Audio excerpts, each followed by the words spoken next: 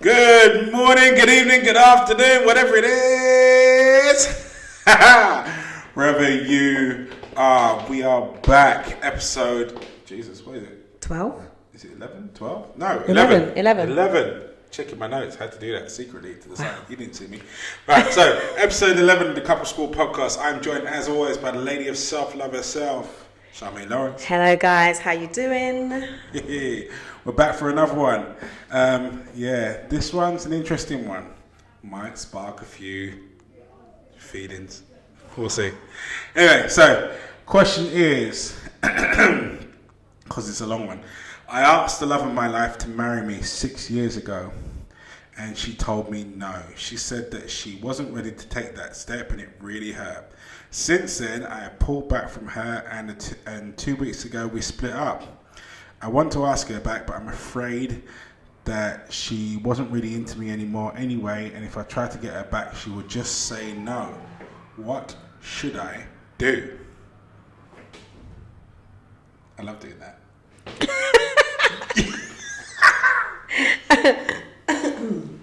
So,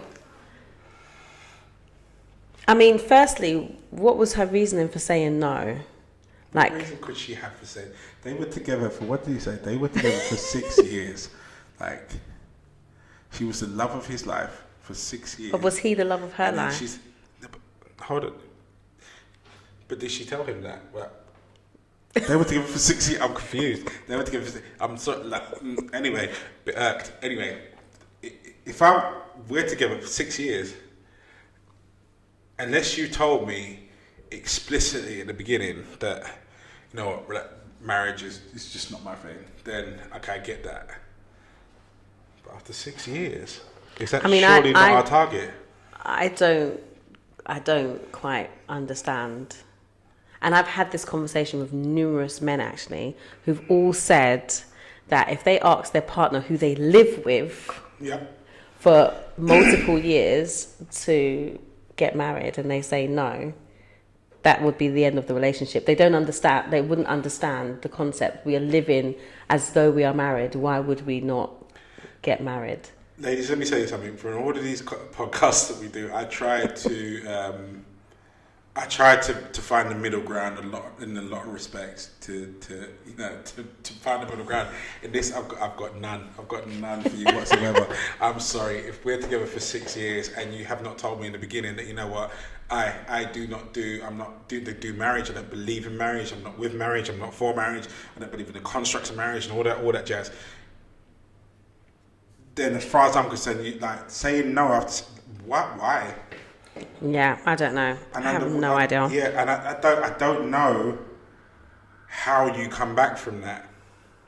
But he wants to come back. He wants her back. He does because he loves her. But what he's worried about is the question of why. Why did she say no? Like, you know, I think when you say no in that kind of context, it opens up a whole can of worms. Like, what is it you're saying no to? We've been together for 6 years. We're living in the same place. We're paying bills collectively. We're having those finance conversations. We're having text messages over lunch. I'm making your lunch. You're making mine. Like, I'm putting petrol in your car. You're putting petrol in mine. Like, we do the car wash together. I don't understand Marks and Spencer's Audi. I don't. You know what I mean? Like, so, like, what do you mean? No. What's There's a reason, left? though. There's a reason. There has to be a reason. There has to be a reason as to why someone says no. And it can't be, I don't believe in marriage, blah, because that conversation would have been had in the beginning. 100%. But there must be something that is going on for her to say no. Like think about it. Like, for what reason? But this is the problem. When you get a situation like this and someone does something like that, it starts a whole ream of unanswerable, non-stop questions as to why, and your imagination starts to kick in and starts to paint all sorts of vivid, awkward pictures as to why you could possibly not want to take that step, which isn't really a step forward, it's a step to the side, because we're living that life anyway. You just haven't got the piece of paper and had the party. So yeah, I've got no defense for her, really. No, me neither. And also this, I want to ask her back. I don't see the point, because you didn't get the answers to the questions that you have, which is, you know, it hurt you that she didn't want to get married to you, and you stuck in that for a little bit longer to the point where it's brought you to the where you guys are no longer together, and you want to be back with her, but it's still paining you and hurting you because you started off the whole question with that incident, which means that incident is still a problem. So you wanting to be with her, do you want to be with her, or do you just want answers? I get how he might love her. I do. I get how he might love her, and I get how he might... His pride might have got him to have thrown in the towel and stepped after a while. And the fact that he stayed there for a certain period of time after the no was branded or issued has sort of indicates that, you know, he doesn't want to lose her. He loves this girl to death and beyond. So I get why it's brought him back to the thing of going, right, well, life without her just sucks. And I get that 100%. But I think, as my piece of advice to you, I hope you're watching, is that there's no going back without understanding what happened before. You've got to get to the understanding of why she said no. And be prepared to hear that answer, because that answer might be quite personable to you and your relationship, as to why she said no, as to why she can't go that extra step, as to why actually getting married. And maybe it's the getting married bit that's the thing for her. Maybe that's the one step too far, and she's not articulated the fact that she's not into marriage beforehand, and she's just not been brave enough to have that conversation with you. And you need to give her space to articulate that and to say that to you directly and go, well, cool, that this bit isn't for me. I feel like he should have picked. I think he should have picked. He should have asked more questions. Is it that she doesn't want to get married, or is it she doesn't want a wedding? No, those are two different things. Like 100%. So is what you needed to find out those things, and before you think about going back into that relationship and worrying about the fear of, you know, what was it that you said? The fear of her not being into you, or any of that kind of issues. Before you even think about that, you have to think about how you feel, like what you're looking for, why you want to be. Because I don't think he necessarily... I think it's an ego thing of him wanting to be back. It's just the comforts, the home comforts. But what if she says, yeah, I want us to be back together, but I just do not want to get married. I don't have no reason for it. How is that going to make you feel? Like, is it going to still hurt? Is it going to still burn? Is it important to you? Is it a value that you think is of importance to you? Well, I think that's he's got. This is why I say he's got to be ready for what comes back. I think you definitely have to confront the situation. In other words, face it, and you've got to be ready for what it is that she comes back with, and take it as literally as she's willing to put it across. It may be that she's got a fear for marriage. It may be that she's just against marriage and she's never told you beforehand. Or maybe, you know what, your relationship is about to upskill in a certain respect, because you don't have that kind of honest plane where you can conversate about anything, you know. And I do think that that's something worthwhile touching on when it comes to the whole subject of relationships and your relationships. You know, you need to be able to, each side needs to be comfortable to be able to say whatever it is that's on their mind at the time that it is. And maybe for whatever past reason she didn't feel comfortable bringing that to you in the beginning, but you certainly, if you want to get an answer to this and find a way possibly forward or potentially forward, you definitely need to make it comfortable enough for her to be able to go, okay, right, well, this is it. It's not you, it's my past. I really don't feel for the whole marriage thing. I don't want to do it, but I still want to be with you. You know, so yeah, you've got to be ready for that. But I think for me personally, I find it a bit difficult to swallow when something hasn't been articulated in that truest form or transparent form to begin with, to therefore then be dropped on it like that and go, right, well, no. Or maybe she just changed her mind about marriage. Maybe. Sometimes people change their minds. Maybe it's not something that excites her anymore. Maybe that's something she wanted to do before kids. Now she has kids and you live together and stuff. It's just not something that she's up for anymore. It's a fair point. Maybe, you know, we all, as I say to people, it's two people, one timeline. So we're all learning independently of each other, but sharing the experience of that knowledge that we've acquired. So maybe it is that she's encountered something, seen something, heard something, read something, whatever it may be, that's turned her head to marriage, and which means that now she no longer is on that bandwagon of let's get married, but she still wants to do the relationship thing. Maybe that's it. Yeah. So you just got to put your big boy pants on and be brave about it. And is it the rejection that's an issue, or is it that you actually, marriage is a value system for you? Is it that your ego's been bruised, or is it? That's a fair point. I mean, I think for you, you've got to decide whether or not marriage was the actual goal for you, or more importantly, if it's removed, does the relationship hold the same weight for you? You know, I think that's definitely a question you need to ask yourself before you have a conversation with her and get to grips with where you're at before you start dealing with what she's thinking or what she's feeling, so that you can be grounded in your approach and also your understanding. And I say that deliberately. Your understanding is key, because you're asking a question. You need to be ready to understand the response that comes back to you rather than just focusing on responding. Definitely. But following on from this in terms of fear of rejection, because that seems to be the underlying tone to this question, is it the same on both sides? Play devil's advocate here. Is it the same on both sides? I think so. Fear of rejection is the same for both men. Yeah, I think so. I don't really feel that there's a difference. I think both. I do think men during their lives from teenage years up, are the ones that tend to do all the approaching, so probably receive a lot more rejection than women. Probably receive a lot more rejection. I had a conversation with a group of women about 2 years ago. receive more rejection. Yeah, say it out loud and say it proud, because it's women. True. It's true. Like this group of women, I had a conversation with, it was around the whole subject of approaching, and they seemed absolutely mortified at my suggestion that them as a woman should be the person to approach a guy. No, I agree with them. They were like, "Are you insane?" Almost like what? Like, but when I dug deeper, they just couldn't fathom the point of putting themselves out there, and a guy saying no. Is that what they came up with? Not what they came up with. It was amongst a bag of stuff.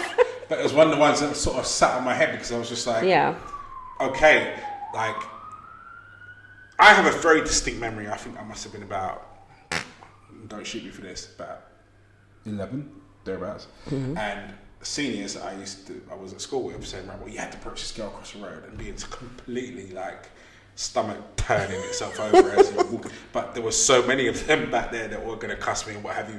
And I was raised in that way. Like you as a man, you approach a woman, you got to be funny within the first few seconds. If you take note, I'm going to teach my sons. So you had to be funny in the first few seconds. That was the idea. That was what warmed the crowd.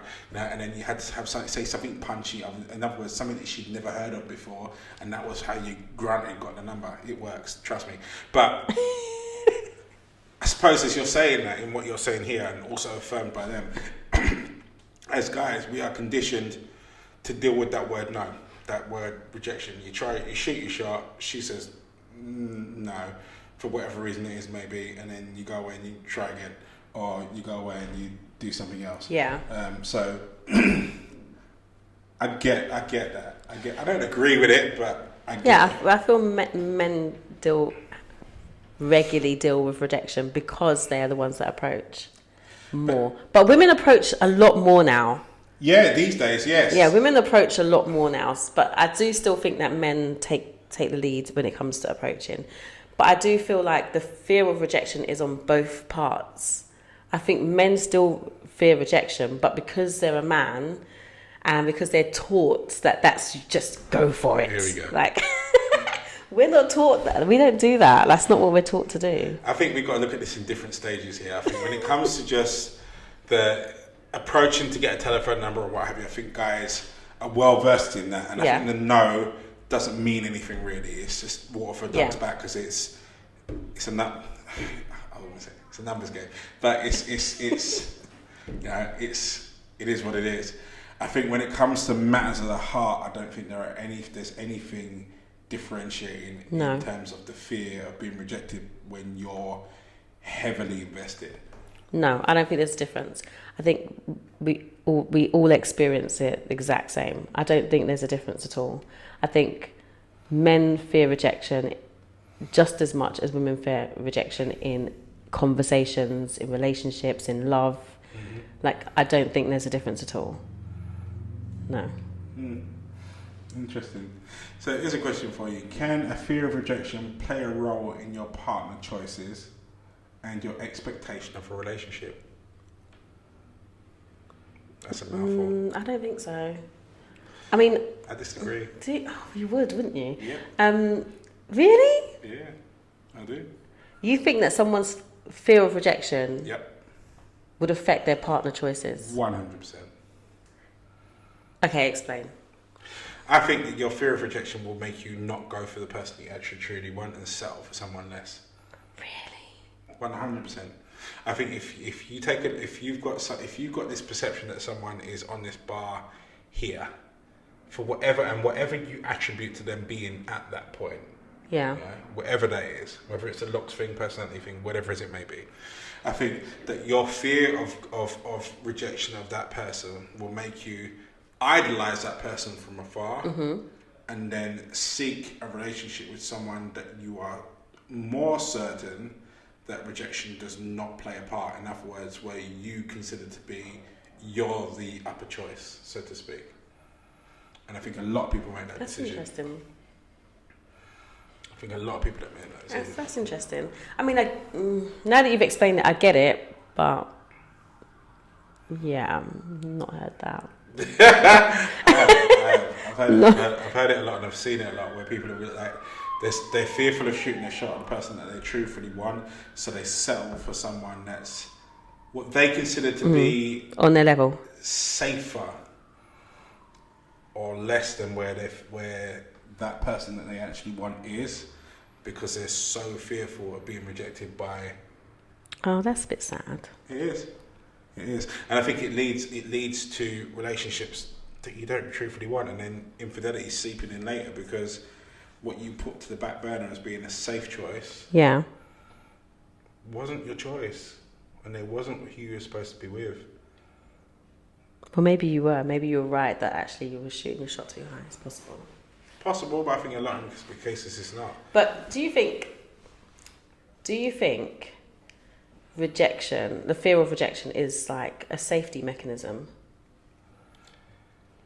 I think in some respects it is. I think in some respects the fear of rejection is really your subconscious trying to push you away from something that's hurt you in the past. Mm-hmm. I do think that kicks in. It's a bit like the whole burning your hand on a radiator scenario when you're young, you know. I think it is. I think it's also a sign of unresolved hurt. Mm-hmm. So something that's gone on in the past that you haven't dealt with. You haven't processed, you haven't learned from, you've just sort of hidden from. And so when you bump into something that reminisces that, it causes a complete, 180 in your head. Yeah. 100% I do. Okay, do you think that single people, single people stay single because they fear rejection? Oh, 100%. 100%. I think single people sometimes hide behind the barrier or the shield of I'm single, so they don't have to admit that what they want is a relationship. This is all new to me today. Huh? This is all new to me today. It is all new to me. I don't know. Maybe I've never had a fear of rejection, so it's hard for me to kind of No, I haven't. For those of you that are just listening on audio, I just mimicked Charmaine so that I've never been rejected, so I'm too hot for that. No, I didn't say I've never been rejected. I said I've never had a fear of being rejected. That doesn't mean I haven't been rejected, but I haven't in a relationship. But I haven't. This is for those of you that are Friends fans. This is that scenario where Phoebe says, they said they were cool and they wouldn't, and then Rachel goes, but they're always cool, and Monica goes, bite me.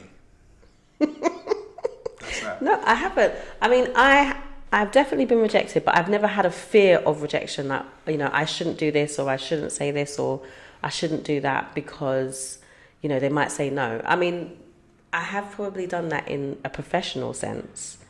been fearful of the not getting a promotion, so not actually going for it or stuff like that.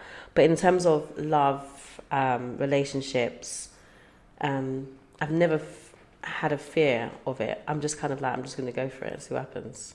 Well, I think the two are interchangeable. I think that there are some people that have never experienced a fear of rejection in their professional life. Yeah. But know it 100% in their personal. Yeah. I think it's interchangeable. Yeah. I think it all boils down to really how you process your hurt. Yeah. Right? I think it boils down to that, and when you don't process the hurt, how it can come back to affect you, haunt you, and I was going to say ruin your life, but that's the wrong phrase to use. But how it can come back to really hinder you moving forward, and I think that particularly in the dating pool, we're not helped really by the likes of Tinder and the likes of we've discussed the TV shows that they've got going on and what have you. Everything promotes the desire for change, and that's not what relationships are really about.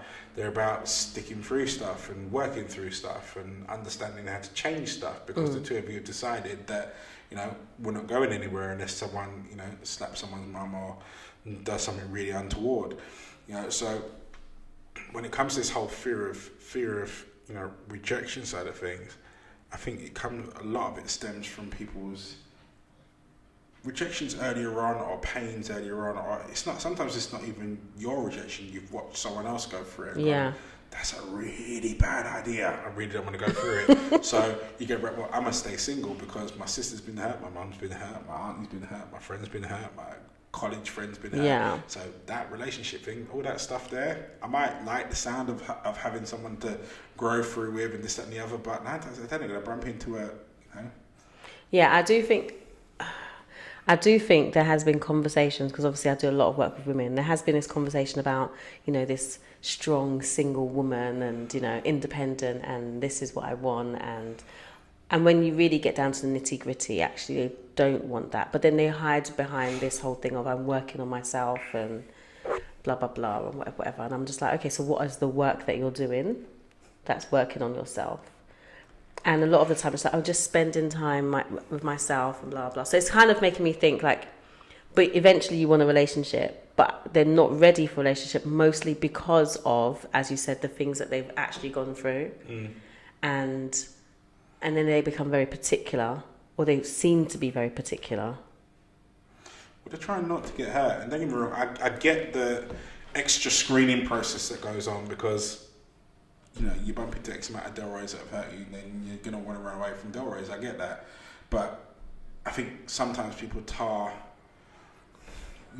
every picture with the same brush because you're worried about getting hurt. Because in order for you to have a relationship, it requires the same thing, but doesn't mean that the same results can be achieved if the person is different. When it comes, we've talked about it before, like when it comes to relationships, you have to play the trust forward. Yeah. You've got to pay in advance, but that doesn't mean that the person that you're with is automatically going to be the same person as you've encountered before. So you've got to be brave in that respect, I think. Rather than expecting people to be the same, and therefore expecting the same result to occur. I think with fear as well, when it comes to fear, it's just a natural response. So for me, it's kind of like you need to just look at the fact that there is 50% chance that things are going to go great and 50% chance that it's not. And if you're preparing for both, then really that fear the dial's turned down, because if it doesn't work out, it doesn't work out, and you know what the steps are to that. And if it does work out, then you know what the steps are to that. So it's just not that deep. For me, it's just not that deep. Yes, you are, like, you enter a relationship with this idea that you're not going to feel any pain.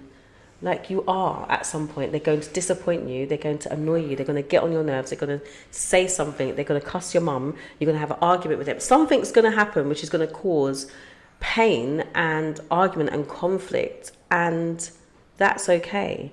If you're going to keep saying, I'm fearful that they might say no, or they might not be interested, or they might, but then you're not going to do anything in the world. I think you're 100% right there. Pain is part of life, and as I say, nothing changes until something changes. you know, and that's how life and relationships and all that jazz evolves. You know, relationships aren't supposed to be hunky-dory 100% of the time, and this is where I go against your Disney theory, and I think Disney's ruined the world. But, like, it's not supposed to be a bed of roses. It isn't. Relationships are about, as much as about love and the good sex and all the good stuff, but as much as they are about the disagreeing. The disagreeing is important. It's imperative for two people that are looking to learn and grow together. You can't grow together unless you instigate change and you reach new heights. And that means that as you reach those new heights, that the two of you might not agree of how high the bush is supposed to go. You know, but you have that conversation to decide on that bit, and then therefore then move it forward. Yeah. Yeah. But I think the fear of rejection is a big thing, and I think it's a big circumstance for people to sort of get their head round, and I think it's imperative that you understand when you put the whole subject of, right, well, you know, I love it when people go, I'm a strong, independent woman and this and the other. I'm like, well, you're supposed to be a strong, independent woman. When you get into your relationship, you're still a strong, independent woman. Yeah. You know, you're not dependent because you get into a relationship. It's far from it. Mm-hmm. You know, two individuals, one timeline. So the fact that you were fearless before you got with your partner doesn't mean you get to be fearful now. You know, the same way with your partner, when that just because he was brave and, you know, knight in shining armor stuff beforehand doesn't mean he changes the minute you get into a relationship. And I think that's the first bit to swallow. When you get into a relationship, it's not supposed to be a metamorphosis and a molding of the two, and now we are now this beautiful butterfly that flies off into the thingy. No, you're still the two individuals, but you've decided to go to war on life together. That's what relationships are really about. Nothing changed, and neither did the two people. You know, so I guess what I'm saying is when it comes to the whole fear of rejection, if a relationship is your goal, then it's nonsensical, because rejection is part of a relationship. Agreed. At some point 100%. You're going to say something that your other half, as you said, is going to go, that's nonsense, I don't want to do that. It's part of the course, you know. So to avoid it really means you're avoiding the end goal that you've decided that you've articulated that you wanted in the first place. If someone rejects you, how do you get past it? Little miss, I've never been rejected, but yeah, go on. I mean, oh God, why would you put me in this situation? I don't have these experiences. So if some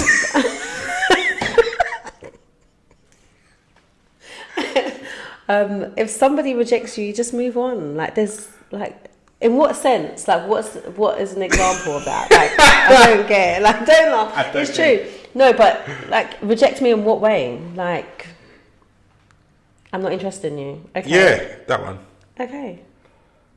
See, she puts it across as being so easy that, oh yeah, it's okay. But when you're heavily invested in that person, I get it, it's not. No, but for me, my thing is, if someone says, look, this is not working out.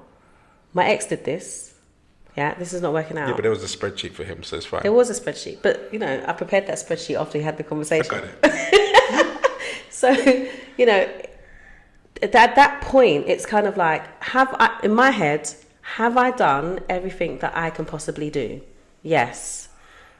Is he willing to participate in everything that I think we need? No. What more is there to say? Right. I'll take my rejection to my best friend and we'll sit there and talk about it, and I'll get through it over a bottle of wine. Then we move on. Okay. Every so often, I'll do, like, you know, the whole crying and falling down the wall, you know, dramatically. But then it is what it is. It's pain, it's hurt. That's what happens. I don't fear it. And that's the jewel in the denial, is not to fear it, because it is part of the course. You know, if someone says no, understanding, not necessarily saying no to you, a lot of the time they say no to the circumstance. They say no to the opportunity of a relationship. They say no to the opportunity of a situationship. They're saying no to a connection. And that doesn't necessarily mean a personal and very personable no to you. It's just them saying sometimes no right now, sometimes just no to this, not him stroke her. A lot of the times when we pick up these fears of rejection, they're not actually to do with the person that's said no. They're to do with the situations that have happened beforehand when we experienced the no, or as I said earlier on, watch someone else go through a no that looked particularly undigestible, and therefore then decided that, you know what, I don't want to choke on the same stuff. So we've decided that we're going to opt against it by opting out of that scenario in every possible form, in any type, shape or form. It may occur at any point in time. But ironically, what we really want is a relationship. When you get into a relationship, understand a relationship is not all about yeses. It's far from it. In fact, it's far more no's than it is yeses. But it's an agreement between the two of you that when someone says no, it means we'll work it out. It's not the end. We'll work it through. We're not leaving. And that's the security you get within a relationship when you've got two people that genuinely are in it for the right reasons, under the right circumstances, and want the same output. You know, there's no real reason to fear rejection, and I don't think it's rejection that anyone actually fears. I think they fear the fear that they've already accumulated. So if you get to a situation where you fear someone saying no, I think you need to take a step to the side and have a look through your history and your catalogue and work out what it is you're actually fearful of, what it is that you're scared of. Isolate that and annihilate it so that you can actually come into the next relationship a little lighter, less baggage. Yeah, because you've got over something, you're a bit more collective within yourself. Each human I bump into is a miraculous individual, you know, in their own way, in their own shape, in their own form. And when we're getting together with other people, it's a bit like those toys that we give kids when they're younger, you know, with the square and the plus and the triangle and the circle and the oval. Sometimes you're bashing a square peg into a round hole. It's not supposed to fit. So don't fear the round poles saying no to the square peg. It's not saying no to the square peg, it's saying I need a round hole, not a square peg. You know, a lot of the times it's not you that people are saying no to, it's just the situation. You know, so manage your own and move on. Anyway, that's just out for this week. We've run out of time. That was quick. It's an interesting conversation. It was. I look forward to couple school after school. I'm going to sit back and watch them. Come for you. But anyway, it's all right. Do you know what? I love couple school after school because it gives me a chance to really kind of like watch back what we've said, and you know I always have more once I've watched it back again. Yeah, she So does. guys, I always have more, so I'll see you guys on couple school after school. I fear her on couple school after school because she's taken far more time than I do really to prepare for it a lot of the times, and then I'm always, you know, technology scares me sometimes. I'm all, you know, so like pinning stuff and throws me, and then she throws stuff in there. But anyway, so that's us out for this week. Couple school after school, we talk about it all the time, but it is literally the delight of my week. I do enjoy getting involved in it and getting in there live and talking through the subjects and then going off subject. So if you want to agree with us, you want to disagree with Charmaine, not disagree with me, disagree with Charmaine, feel free to join us on Couple School After School. It's every Tuesday at 8:30. If you've got any questions that you want to air on after school, please let us know.